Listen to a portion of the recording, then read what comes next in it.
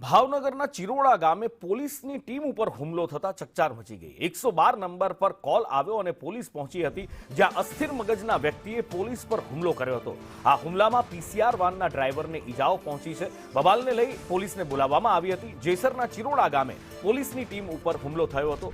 વધુ માહિતી સાથે સહયોગી સંવાદદાતા રાકેશ સાગઠિયા ફોનલાઈન પર જોડાયા છે। રાકેશ, શું થયો હતો? આખા મામલામાં શું થયું હતું? જી બિલકુલ જણાવી નુપુર જેસરમાં ચિરોડા ગામે પોલીસ ટીમ પર હુમલો થયો છે। હેલ્પલાઇન નંબર પર 112 ટીમને ડ્રાઈવર પર ઈજાગ્રસ્ત થયા છે તેવું જાણવા મળી રહ્યું છે। પોલીસના જણાવ્યા મુજબ અસ્થિર મગજના વ્યક્તિ દ્વારા હુમલો કરાયો છે।